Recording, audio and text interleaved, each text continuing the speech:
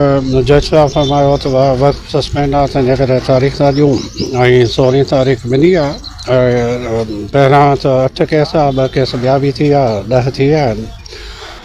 Last date ते कोन अची सघियासीं जो असां जेके इहे केस थिया मोरे वारा उनजे कंटेम दाख़िल करिणो असांखे हाई कोर्ट में ऐं उन केसनि में प्रोटेक्टिव बेल बि वठणी हुई। तंहिंजे करे असां लॉस उन में हाज़िरी में उते हाई कोर्ट कराई। ॾिसो, अगरि सियासी इंतज़ाम न हुजनि हा त पोइ एतिरा साल पहिरां छो कोन पिया थिया। 83 में थियो, 83 तहरीक मार्डी मूवमेंट में, उन ज़माने में बि 7 मर्डर केसिस मुंहिंजे मथां दाख़िल कया विया। उहे कूड़ा हुआ, उहो बि सियासी इंतकाम हो।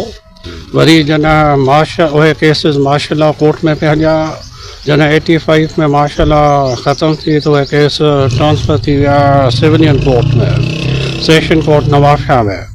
मां जलावतन हुअसि, मार्शल लॉ ख़तमु थी त 86 में वापसि आयुसि, पंहिंजे पाण खे सेशन कोर्ट जे आॾां पेश कयुमि ऐं उहो केस बि 2 साल हलियो, पर उन में बि अलाह जो शुक्र आहे मां बाइज़त बरी थियुमि।